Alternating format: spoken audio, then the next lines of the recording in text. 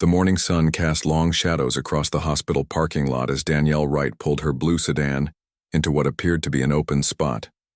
She'd been running late after dropping her daughter at school where the little girl had forgotten her science project. It was just one of those mornings where everything seemed to be working against her. Danielle checked her watch. 8:47.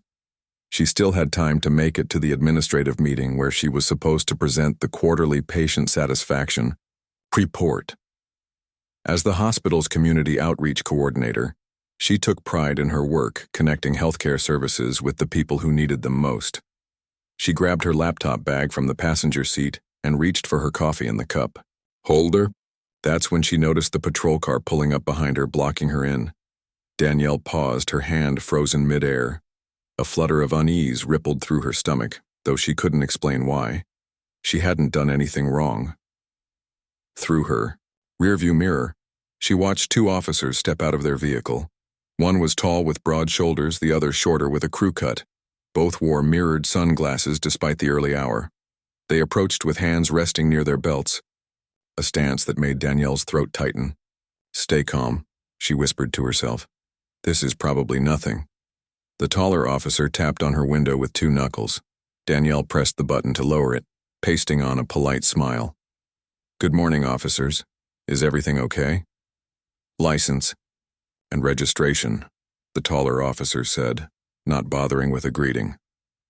"Officer Kendrick, according to his nameplate. May I ask what this is about?" Danielle kept her voice level, professional, the same tone she used during difficult hospital board meetings. "License and registration," Officer Kendrick repeated, louder this time. "Now." Danielle's fingers trembled slightly as she reached for her purse. She'd been pulled over exactly twice in her life, once for a broken taillight and once for going 5 miles over the speed limit. Both times, the officers had been professional, even friendly. This felt different. "I'm just getting my wallet," she said clearly, making sure they could see her movements. As she handed over her license, the second officer, Walsh, circled her car, studying it with exaggerated attention. He bent down, examining her wheels, then stood and made notes on a small pad. "You know why we stopped you today, ma'am?" Officer Kendrick asked, studying her license. "No, I don't. I just parked. I work here at Memorial Hospital." She gestured toward the building where she'd worked for the past 7 years. Officer Walsh rejoined his partner. "This spot is reserved for emergency vehicles only. Can't you read the sign?" He pointed to a sign several spaces down, nowhere near where she had parked. "I'm sorry, but that sign is for those spaces over there. This is general parking. I park here almost every day." Danielle's confusion was giving way to frustration. The officers exchanged glances. "Step out of the vehicle, please," Officer Kendrick said, his hand moving to rest on his holster. "Excuse me?" Danielle blinked, sure she had misheard. "I said, step out of the vehicle. Now." A cold weight settled in Danielle's stomach. Through the windows of the hospital, she could see people starting their day. Nurses changing shifts, doctors arriving for rounds, visitors heading to see loved ones. Normal. Everything looked so normal, while here in her car things were spiraling in a direction that made no sense. "I don't understand what's happening," Danielle said. "I've parked in a regular spot. If there's been some change in the parking rules, I'm happy to move my car, but, ma'am, if you don't step out of this vehicle right now, we'll have to remove you ourselves." Officer Walsh's voice had hardened. "This is your final warning." Danielle felt a surge of fear mixed with indignation. She was a respected healthcare professional, a mother, a community volunteer. She'd never had so much as a parking ticket, and now she was being threatened by police for what exactly? She set her coffee down with deliberate care and opened her door slowly. The morning air felt cool against her face, which had grown warm with a mixture of fear and anger. "Put your hands where we can see them," Officer Kendrick instructed. Danielle raised her hands to shoulder height, acutely aware of how this must look to anyone passing by. Her navy blue dress and blazer, her professional clothes meant for leading a meeting, now made her feel exposed and vulnerable as she stood beside her car with her hands in the air. "Turn around and place your hands on the roof of your vehicle." "Officers, please." Danielle tried once more, her voice remarkably steady despite the hammering of her heart. "This is completely unnecessary. I'm late for a meeting inside. If I've parked incorrectly, just give me a ticket and I'll move my car." Officer Walsh stepped closer. "We determine what's necessary here. Turn around now." A small group of hospital workers had paused on the sidewalk watching the scene unfold.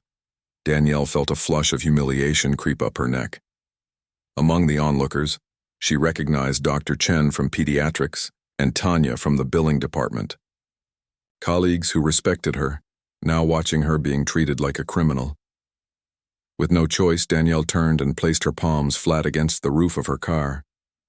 The metal felt cool under her hands. She flinched when Officer Kendrick grabbed her wrist and pulled it behind her back. The cold click of handcuffs sent a shock through her system. "You're handcuffing me? For parking?" Disbelief colored her words. "This is ridiculous. What are you doing?" "We've had reports of drug activity in this lot," Officer Walsh said, his voice loud enough for the growing audience to hear. "And you match the description of a suspect?" Danielle's mind raced. Drug activity? A suspect? The absurdity of it might have made her laugh if the situation weren't so terrifying. "I'm the community outreach coordinator for this hospital," she said, fighting to keep her voice from breaking. "I've worked here for 7 years. Anyone inside can verify that." Officer Kendrick tightened the cuffs, making Danielle wince. "We'll sort that out down at the station." "The station? This couldn't be happening. Her daughter's school would call if she didn't pick her up. Her presentation, the work she'd stayed up until midnight finishing, would be missed. All because..." "Because what? Because she'd parked her car and gone to work? Or was it because of something else entirely?" The realization settled over her like a heavy blanket. She'd seen this story play out before. In news reports, in stories from friends, in community meetings where people shared their experiences with law enforcement. But she'd never imagined being the main character in such a story herself. "I want to speak to your supervisor," Danielle said, surprised by the authority in her own voice. "And I want these handcuffs removed immediately. I've done nothing wrong and you know it." A woman stepped forward from the group of onlookers, phone raised, clearly recording the incident. Officer Walsh noticed and shifted uncomfortably. "Put that phone away," he called out. "It's my right to record," the woman responded, not lowering her device. More people had gathered now. A security guard from the hospital approached cautiously. "Is everything okay here?" he asked, his eyes moving from the officers to Danielle. "Ms. Wright, is there a problem?" The fact that the security guard knew her by name wasn't lost on the officers. Officer Kendrick's posture changed subtly. "This is a police matter," he said, but with less conviction than before. Danielle stood, as straight as the handcuffs would allow. "These officers have detained and handcuffed me for allegedly parking in a restricted space, which I didn't, and are now claiming I'm suspected of drug activity. I want their supervisor here now." The security guard, Ron, whose daughter Danielle had helped get into a clinical trial last year, nodded and pulled out his radio. "I'm calling Hospital Security Chief Baker. He knows the Chief of Police, personally." A flash of uncertainty crossed Officer Walsh's face. He glanced at his partner, then back at the growing crowd of witnesses, many with phones out now. From across the parking lot, another police car approached. This one was different, unmarked with a single light bar on top. As it pulled up, Danielle felt a strange mix of dread and hope. Either things were about to get much worse, or someone with actual authority was about to restore sanity to this situation. The car door opened, and a middle-aged man with lieutenant bars on his uniform stepped out. He surveyed the scene with a frown, taking in the handcuffed woman in professional attire, the crowd of hospital workers recording with their phones, and his 2 officers looking increasingly uncomfortable. "What do we have here?" the lieutenant asked, his voice carrying across the suddenly quiet parking lot. And in that moment, as all eyes turned to the ranking officer, Danielle Wright knew that whatever happened next would change more than just her morning. Lieutenant Thomas Rivera stepped onto the scene with the practiced calm of someone who had seen it all in his 23 years on the force. His eyes scanned the parking lot quickly, the handcuffed woman in professional attire, his 2 officers looking increasingly uncomfortable, and the growing crowd of hospital workers with phones raised. "Officer Kendrick, Officer Walsh," he said, his voice carrying a quiet authority. "What's the situation here?" Officer Kendrick straightened. "Parking violation, sir. Reserved spot." When we approached, the suspect became uncooperative. Danielle, still handcuffed, felt a surge of indignation. "That's absolutely not true. I was completely cooperative. I asked why I was being stopped and they—" "Ma'am," Lieutenant Rivera held up a hand. "I'll get to you in just a moment." He turned back to his officers. "Show me the parking violation." Officer Walsh pointed to the sign several spaces down. "Emergency vehicles only, sir." The lieutenant frowned, looking at where Danielle's car was parked, then at the sign. The discrepancy was obvious even from where he stood. That sign clearly applies to the marked spaces, not where this vehicle is parked. He turned to the officers, lowering his voice, though not enough that Danielle couldn't hear. "Why is this woman in handcuffs for a parking issue that doesn't even exist?" Officer Kendrick shifted his weight. "We also had reports of suspicious activity in this lot. Drug deals." She matched the description. "What description?" Rivera asked sharply. "Black female, blue car." Officer Walsh offered. The lieutenant's expression hardened. "That's it? That's your description for detaining a professional woman in a hospital parking lot?" As the lieutenant spoke, something changed in his expression. He looked more closely at Danielle, recognition dawning on his face. "Excuse me," he said, approaching her. "Are you Danielle Wright, from Community Outreach?" Danielle blinked in surprise. "Yes. How did you—" "The health fair last spring. My mother attended. You helped her get into the mammogram screening program." His voice softened. "They caught her cancer early because of that. She's doing well now."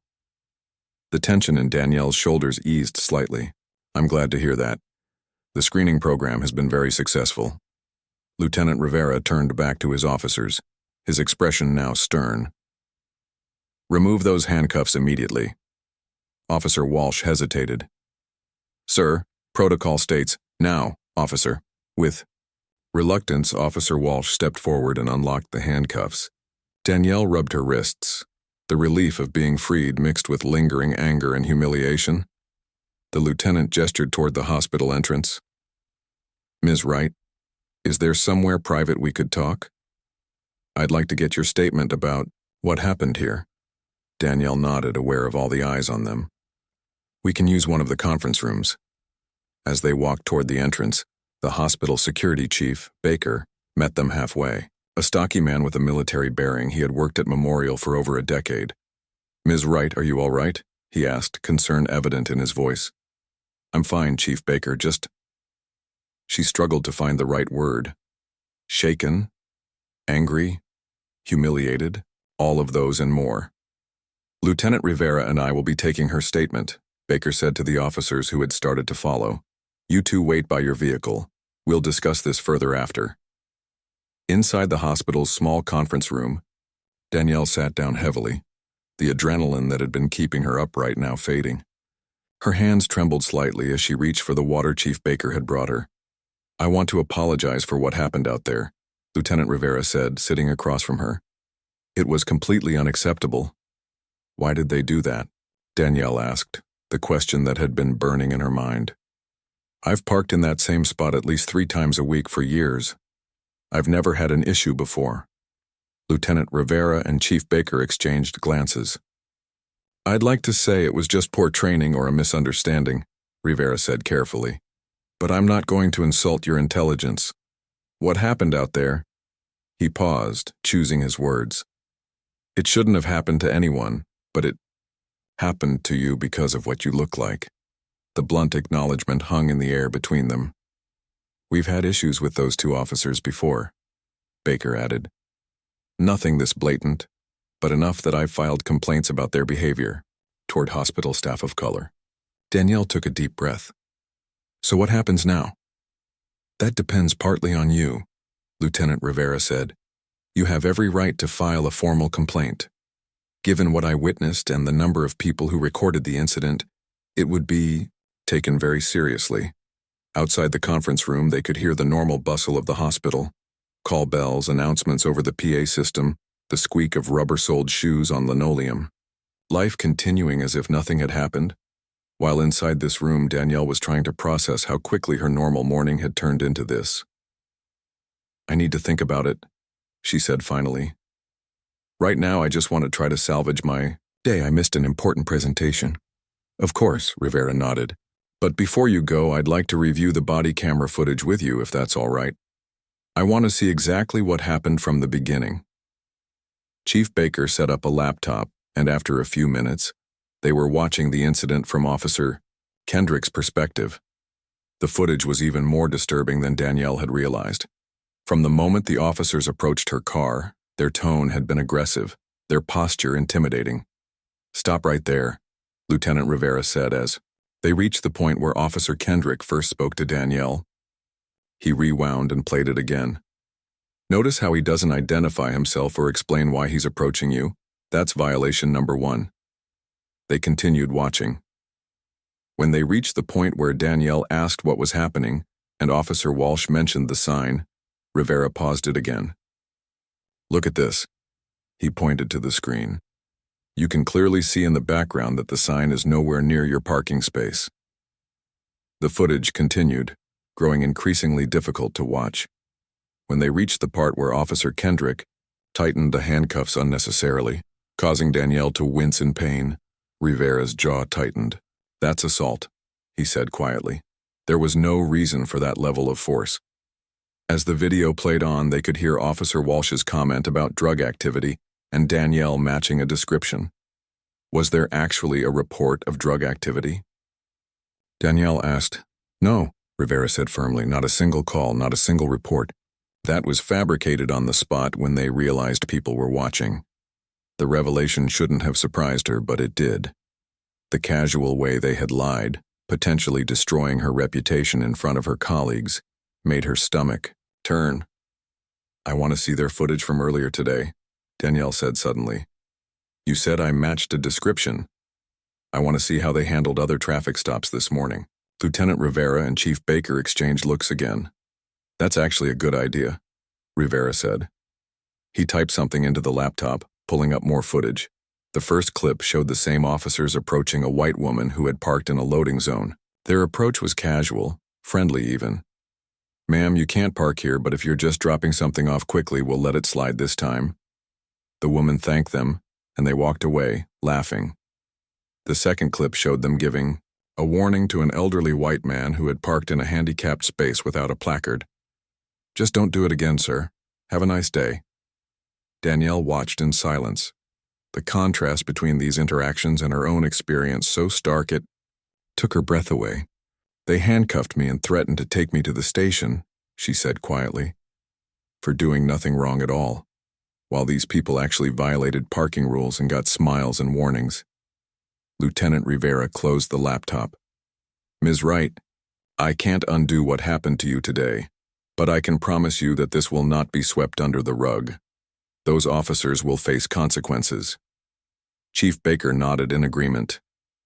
"The hospital will support whatever action you decide to take, Danielle. This isn't just about you. It's about making sure this doesn't happen to anyone else on our campus." A knock at the door interrupted them. Dr. Patel, the hospital administrator, entered with a concerned expression. "Danielle, I just heard what happened. Are you all right?" Danielle started to say she was fine out of habit, then stopped herself. "No, I'm not all right. But I will be." Dr. Patel nodded. "Take the day off. Your presentation can wait." "No," Danielle said firmly. "I've worked too hard on that presentation. I'm not going to let what happened derail the community health initiative." Lieutenant Rivera stood. "I need to go deal with my officers now. Ms. Wright, I'll be in touch about next steps, and again, I'm truly sorry this happened." As he reached the door, Danielle called after him. "Lieutenant, those officers, I want to speak with them." Rivera turned, surprise evident on his face. "Are you sure?" Danielle nodded. "Yes, I have something to say to them." Officers Kendrick and Walsh stood awkwardly by their patrol car, speaking. in low voices that fell silent when Lieutenant Rivera approached. The parking lot had mostly cleared of onlookers, though a few hospital employees still lingered nearby, watching with undisguised interest. In the conference room. "Now," Rivera said, his voice leaving no room for argument. The officers exchanged glances before following their superior back into the hospital. Their footsteps echoed in the hallway as they made their way to where Danielle waited with Chief Baker and Dr. Patel. When they entered the room, Danielle was struck by how different they looked now. Less imposing, almost sheepish. Officer Walsh couldn't meet her eyes, while Officer Kendrick maintained a stiff posture that seemed more defensive than authoritative. "Ms. Wright has requested to speak with you," Lieutenant Rivera said, closing the door behind them. "I suggest you listen carefully." Danielle took a deep breath. She had rehearsed what she wanted to say while the lieutenant was retrieving his officers, but now, facing them, the carefully prepared words seemed inadequate. "I want to understand," she began, her voice steadier than she expected. "I want to understand why you approached me the way you did, why you escalated a non-existent parking violation into handcuffs and threats of arrest." Officer Kendrick cleared his throat. "Ma'am, we were responding to—" "Don't," Lieutenant Rivera cut him off. "We've reviewed the body camera footage. There was no call about drug activity. There was no matching description. Your body cams show you giving warnings to 3 white drivers for actual parking violations this morning." A heavy silence filled the room. "What I want to know," Danielle continued, "is if you're even aware of what you did. Do you understand how differently you treated me compared to those other drivers?" Officer Walsh shifted uncomfortably. "We weren't— it wasn't intentional. We saw the car parked near the sign and—" "My car wasn't near the sign," Danielle interrupted. "The footage clearly shows that. You made that up, just like you made up the drug activity report, just like you made up that I was uncooperative." She leaned forward slightly. "What I'm trying to figure out is whether you know you're doing it. Do you realize that you see me differently because I'm black? Or is it so automatic for you that you don't even notice?" The question hung in the air. Officer Kendrick's jaw tightened, while Officer Walsh looked at the floor. "We're not racist," Kendrick finally said, the defensiveness clear in his voice. Danielle didn't respond immediately. She studied both officers, taking in their body language, their expressions. These were the men who had made her feel powerless and humiliated less than an hour ago. Yet now, in this room, the power dynamic had shifted. "Let me tell you what it felt like from my perspective," she said.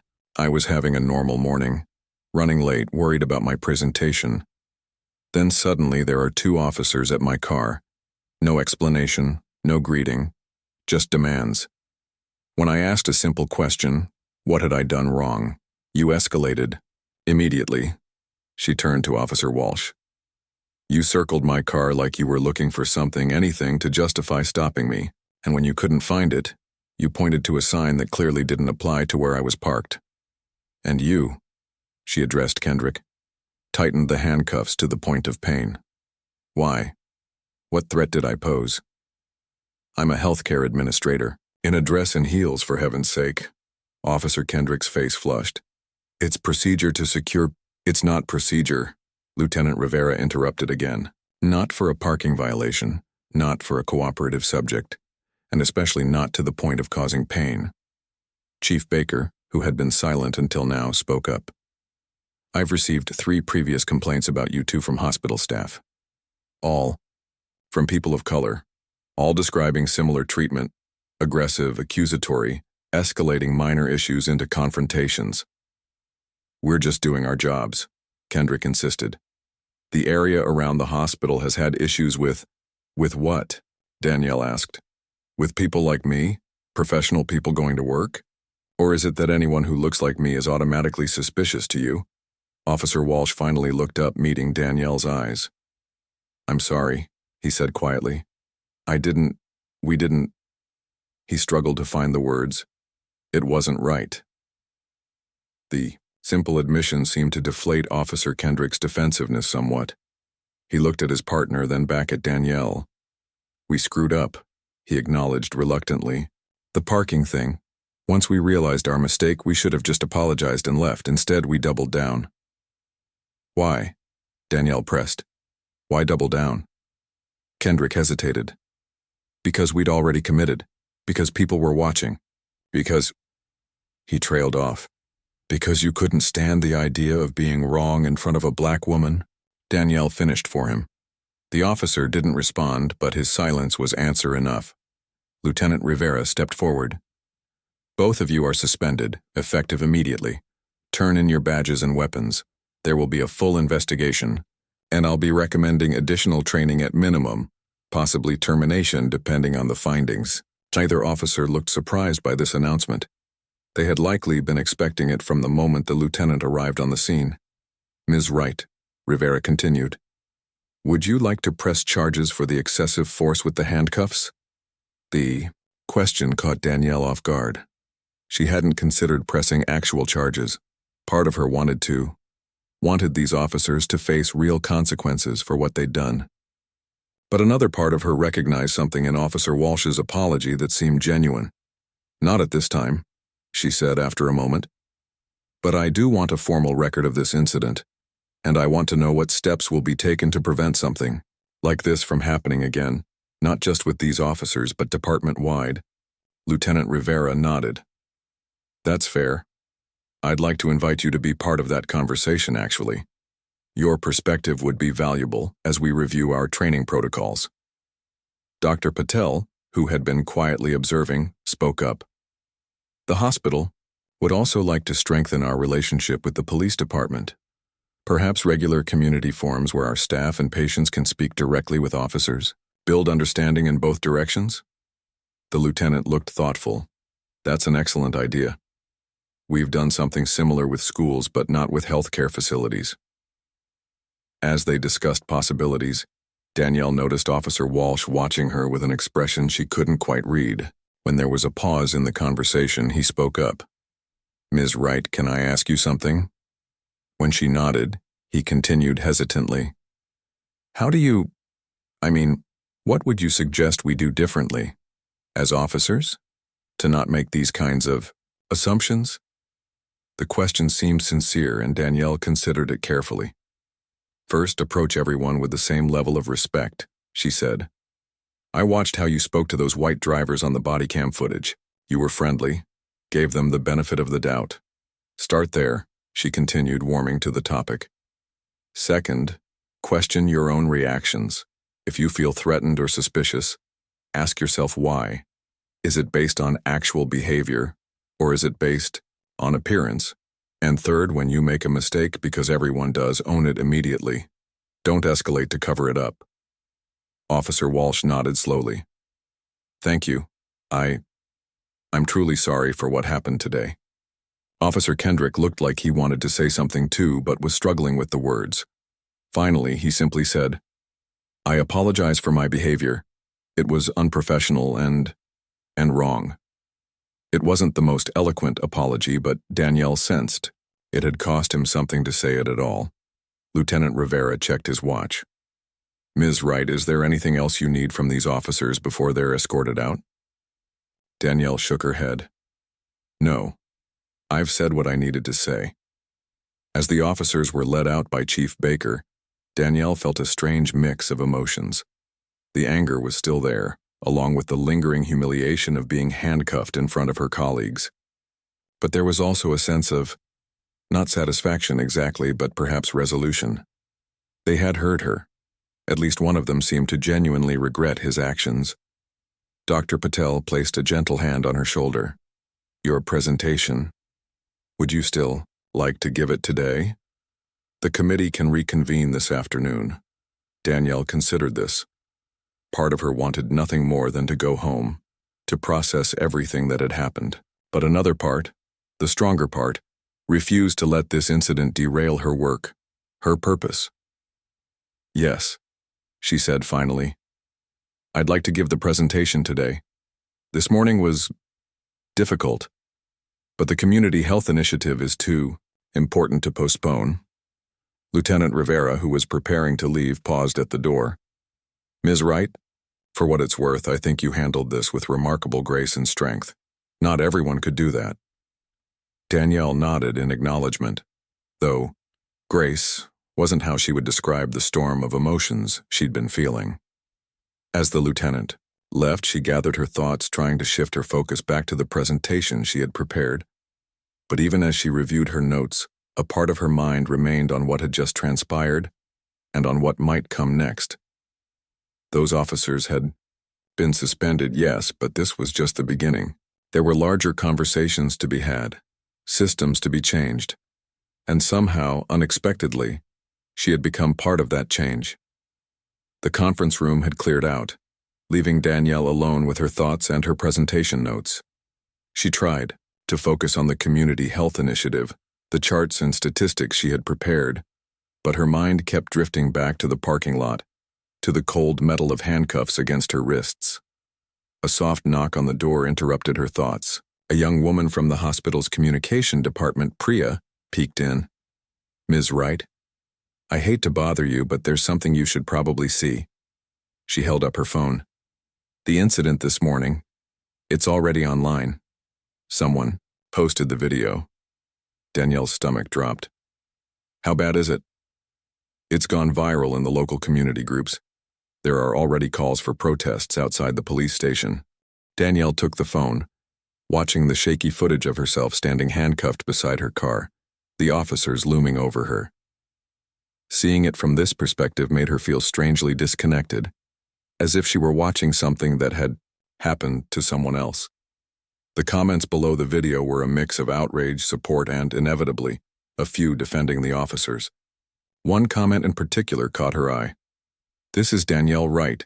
She runs the community health program at Memorial. She helped my grandmother get treatment when we couldn't afford it. Whatever they're claiming she did, it's BS." She handed the phone back to Priya. "Thank you for showing me. The hospital PR team is preparing a statement. They wanted to know if you'd like to be quoted, or if you prefer to keep your name out of it." Danielle considered this. Part of her wanted to hide, to separate herself from the humiliation captured on that video. But another part, the part that had spent years building community health programs, fighting for those without voices, knew this was bigger than her personal discomfort. "I'll speak with them," she decided. "But first I need to give my presentation." Priya looked surprised. "You're still doing the presentation after everything that happened?" "Especially after everything that happened," Danielle said, gathering her materials. "The work doesn't stop because I had a bad morning." As they walked to the larger conference room where the hospital board and community partners had gathered, Danielle could feel eyes on her. Word had spread quickly throughout the hospital. Some people looked at her with sympathy, others with awkward uncertainty as if they didn't know what to say. Dr. Patel met her at the door. "Everyone's here. I've briefly explained that there was an incident that delayed you, but I left the details vague. It's your story to tell, or not tell, as you see fit." Danielle nodded, taking a deep breath before entering the room. About 20 people sat around the large oval table. Hospital administrators, community leaders, potential donors for the health initiative. They all turned to look at her as she walked in, and she wondered how many of them had already seen the video. "Thank you all for your patience," she began, setting up her laptop for the presentation. "I apologize for the delay this morning." A woman at the far end of the table, Councilwoman Thompson from the city's west side, spoke up. "No need to apologize, Ms. Wright. We've all heard what happened.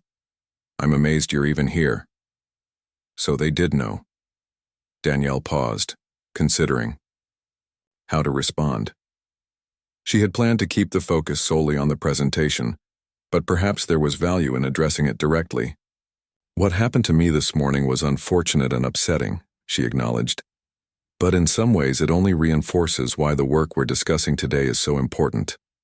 She clicked to the first slide of her presentation, which showed a map of their city with certain neighborhoods highlighted in red. These areas have the highest rates of preventable health conditions and the lowest rates of healthcare access in our city. They're also neighborhoods where residents report the highest levels of stress related to interactions with authority figures, including healthcare providers. The room was completely silent now, all eyes fixed on her. Trust is at the heart of community health, Danielle continued, finding her rhythm. People need to trust that when they seek help, they'll be treated with dignity and respect. This morning I experienced firsthand what happens when that trust is broken. For the next 40 minutes, Danielle led the group through her presentation, weaving in aspects of her morning experience only when relevant to the larger point about community trust and health outcomes. By the time she reached her final slide, a proposed budget for expanding their mobile health clinics into underserved neighborhoods, she could feel the energy in the room. These people were ready to act, to fund, to support. Any questions? She asked, concluding her presentation. Hands shot up around the table. The questions were thoughtful, engaged, about implementation timelines, staffing needs, metrics for success. No one asked directly about the incident with the police, though it hung in the air like an unspoken shared understanding. As the meeting wrapped up, Councilwoman Thompson approached Danielle. "That was powerful," she said. "Both your presentation and the way you handled yourself today. The City Council has been discussing police reform for months with little progress. I think your experience might be the catalyst we need. Would you be willing to speak at next week's council meeting?" Before Danielle could respond, her phone buzzed with a text message. It was from Lieutenant Rivera. "Officers Walsh and Kendrick have requested to meet with you again. They say it's important, entirely your choice." Danielle stared at the message, unsure how to feel about this development. What more could they possibly have to say? "Ms. Wright?" Councilwoman Thompson prompted. "About the council meeting?" "Yes, I'll speak," Danielle decided. "And actually, there might be something else I can bring to the table." She showed the councilwoman the text message. Thompson raised her eyebrows. "Interesting. Are you going to meet with them?" "I think I should," Danielle said, surprising herself with the certainty in her voice. This could be an opportunity for real conversation, real change. After confirming a time with Lieutenant Rivera, Danielle spent the rest of the afternoon in meetings with the hospital PR team, crafting a statement that balanced personal experience with a call for systemic improvement.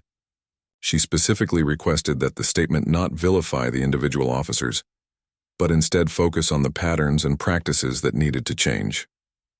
By the time she left the hospital that evening, the video of her handcuffed in the parking lot had been viewed over 50,000 times. Local news stations were running the story, and her phone was flooded with messages from friends, family, and community members offering support. Her daughter was staying with her grandmother for the night, giving Danielle much-needed space to process everything that had happened. She sat on her couch, a cup of tea growing cold beside her, scrolling through the seemingly endless notifications on her phone. One message in particular caught her attention, from Officer Walsh's personal email rather than his department account. "Ms. Wright, I've been thinking about our conversation all day. There's something I need to tell you that I couldn't say in front of my lieutenant or my partner. If you're willing to hear me out, I believe it could make a real difference. Not just for your case, but for how our department operates." Danielle read the message 3 times, trying to decipher what this officer might want to share. A confession, an excuse, or something more significant. Just as she was considering how to respond, her doorbell rang. Through the peephole, she saw Lieutenant Rivera standing on her porch, his expression grave. "Ms. Wright," he said when she opened the door. "I apologize for coming by so late, but there's been a development you need to know about right away." He held up a tablet showing additional body cam footage, not from the morning's incident, but from what appeared to be a briefing room at the police station. In the video, Officer Kendrick was speaking to a group of other officers. "Listen up," he was saying. "Keep an eye out for these so-called professionals in the hospital district. They think the rules don't apply to them. Especially watch for the ones driving nice cars who don't look like they belong there. You know what I'm talking about." Another officer in the video asked, "You mean like that community lady you busted this morning?" Kendrick nodded, smirking. Exactly like her. Should have seen her face when the cuffs went on. Danielle felt a cold wave of shock wash over her. This wasn't just about a misunderstanding or an escalated parking issue. This had been deliberate targeting. "When was this recorded?" she asked quietly. 3 days ago, Lieutenant Rivera answered. Before this morning's incident, we found it during the investigation.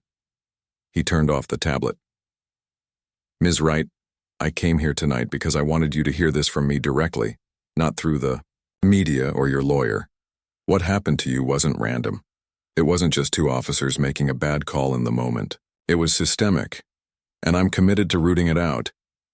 Danielle leaned against the doorframe, trying to process this new information. The lieutenant's revelation changed everything. About the morning's incident, about her upcoming meeting with the officers, about what she would say to the city council. Thank you for telling me, she said finally. What happens now? That's partly up to you, Rivera replied. But whatever you decide, I want you to know that I'm taking this all the way, to the top.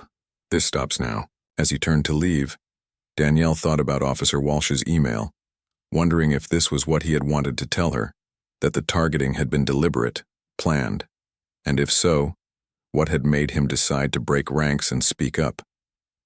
Tomorrow's meeting with the officers would be very different than she had anticipated. This wasn't just about an apology anymore.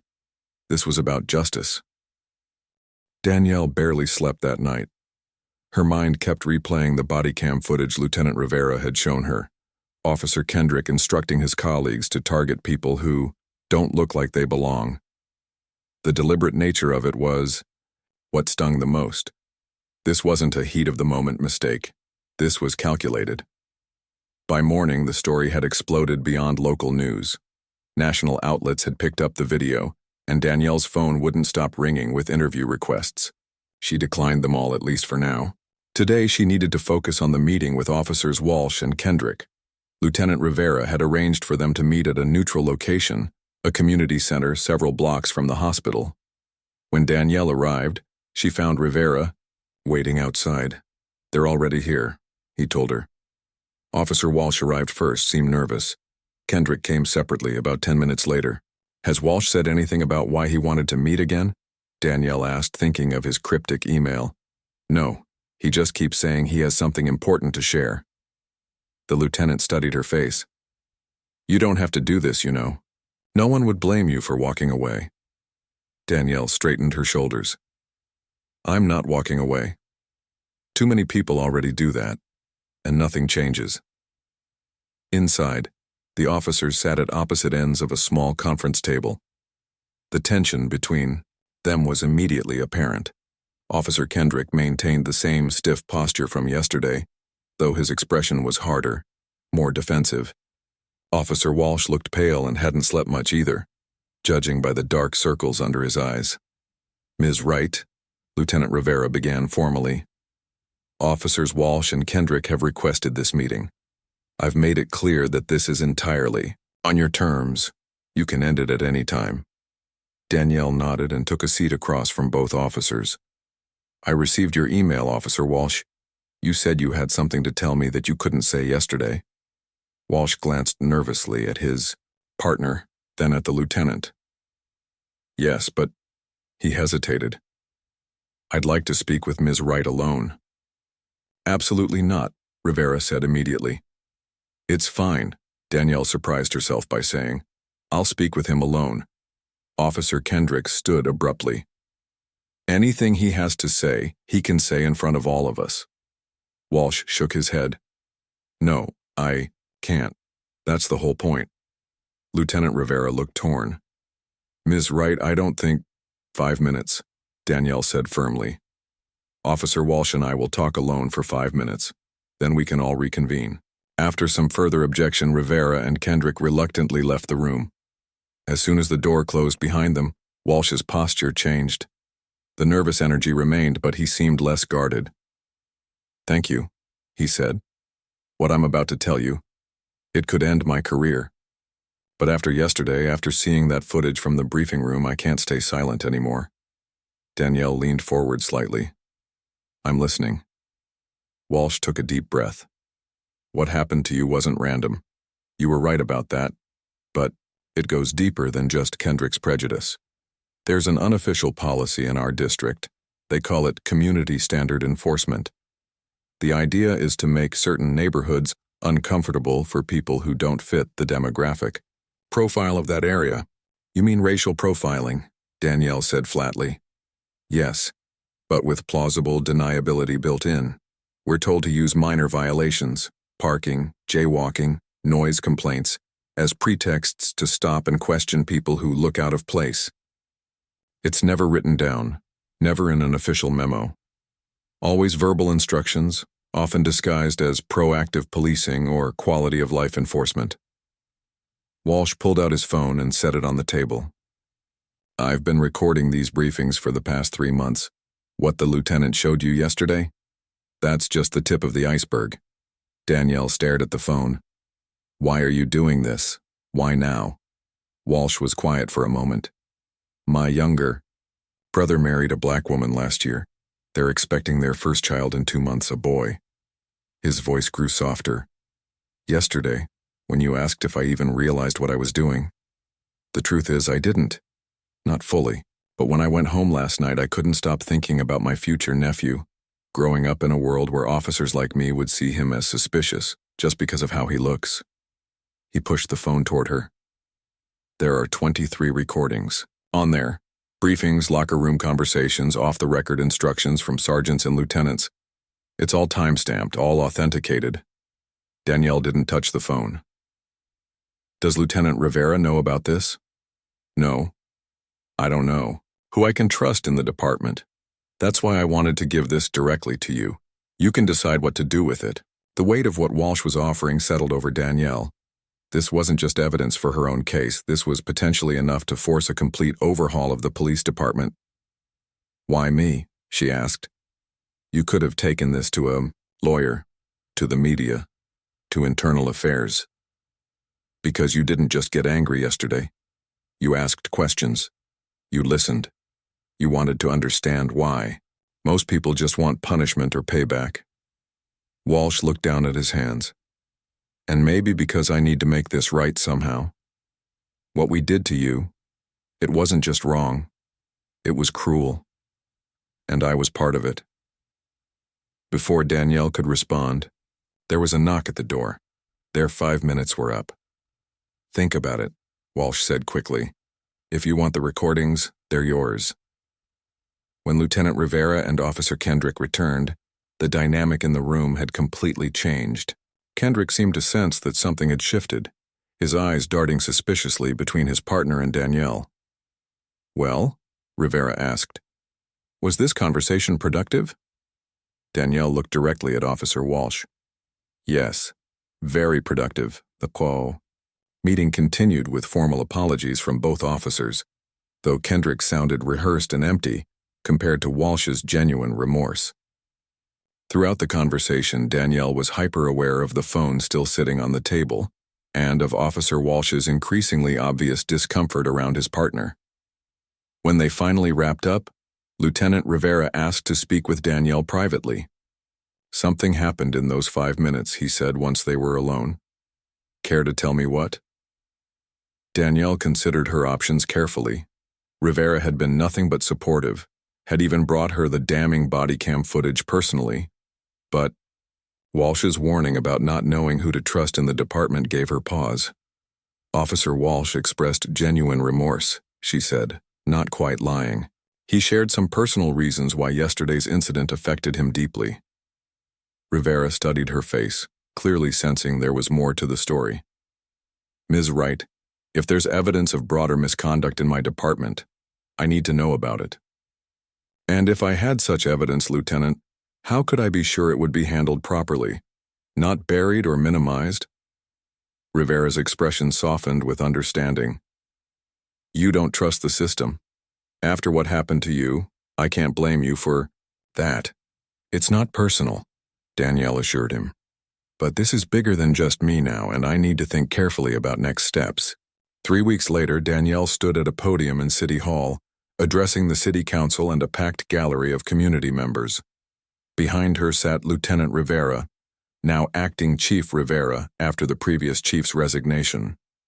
Beside him was Officer Walsh out of uniform there as a private citizen. What happened to me in that parking lot was not an isolated incident, Danielle said, her voice strong and clear. It was the result of systematic practices designed to intimidate and control people of color in certain neighborhoods. Practices that were unofficial but widely understood. Practices that were taught to new officers as standard procedure. She gestured to a screen where portions of Walsh's recordings had been transcribed. The most damning evidence of the department's community standard enforcement policy. But this is not just a story about what went wrong, she continued. It's about what can go right when people have the courage to acknowledge mistakes, to speak truth, and to work together for change. The City Council voted unanimously that day to establish an independent oversight committee for the police department, with Danielle as its chair. They approved funding for new training programs focused on bias recognition and de-escalation techniques, and perhaps most significantly, they voted to require all officers to undergo regular community service hours in the neighborhoods they patrolled. As the meeting adjourned, Walsh approached Danielle. "I heard you're speaking at the police academy next week," he said. Danielle nodded.